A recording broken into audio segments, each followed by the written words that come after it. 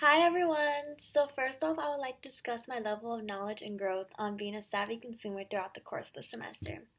First off, learning the United States being a capitalistic economy slash free market economy, the profit companies make off consumers purchasing their products forces businesses to operate as efficiently as possible to avoid losing market shares to competitors. I always took note on how companies sell similar products and being sold at different price points. That causes consumer to make decisions on what is best based on their needs. Companies sell goods and services at the highest price consumers are willing to pay.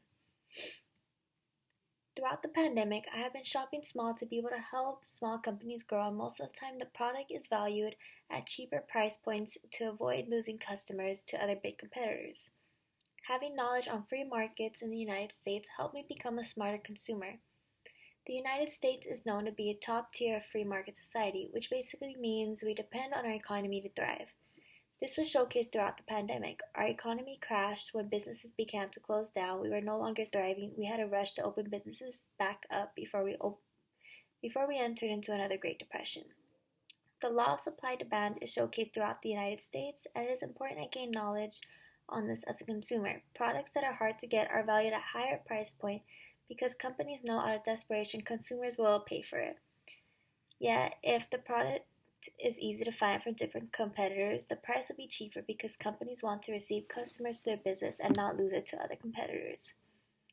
There are many concepts that I took interest on throughout the semester because this course was out of my comfort zone. Usually, I take child development courses. It was fun to be able to gain knowledge on how to be smart with credit.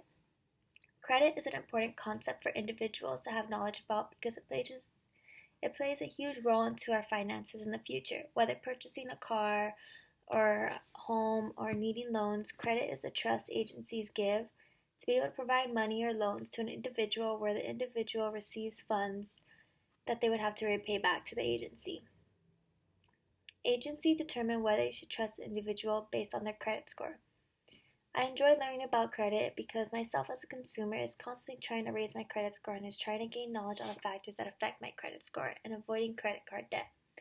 It is important to make timely payments to showcase to agencies that you are capable of repaying timely and could be trusted. It is also important not to exceed credit limits because this is how it leads to too much debt being under your name.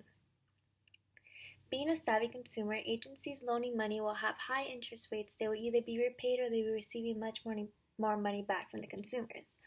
Knowing their customers are desperate for the loan, it will showcase how high the company will raise their interest to gain profit out of the loan.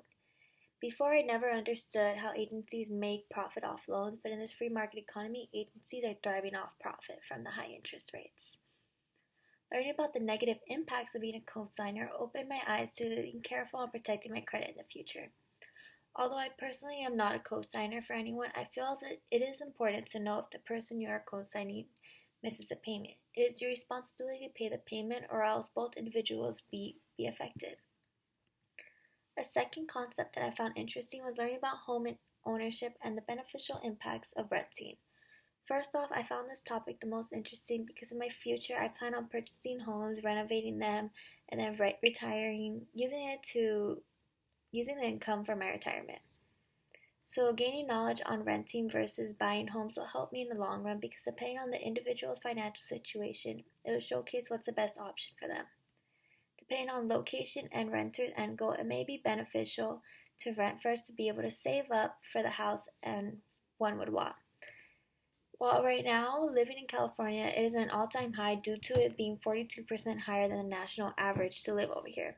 The house marketplace is rising constantly, and just like I stated previously, companies sell goods and services at the highest price consumers are willing to pay. In this free market economy, houses are constantly rising in profit, and the more an individual invests in the property, the higher the house will be worth. People selling houses know consumers are willing to pay for high quality houses in safe areas where they will be able to raise their children. This causes the prices of the house to be extreme because consumers will pay the amount for the house no matter what. A concept that most individuals do not speak about is home ownership and the costs that come with it. Although investing in the home is already a big deposit out of pocket, there are other aspects that come into play, such as homeowner insurance, property taxes, utilities, and maintenance fees. These are important factors for people planning to be homeowners need to take into consideration because in this capitalist economy, there are many more funds that come with purchasing homes. Overall, my level of knowledge on how to be a smart consumer grew while taking this course because it helped open my eyes to how the United States is a capitalistic economy that is driven off profit from businesses.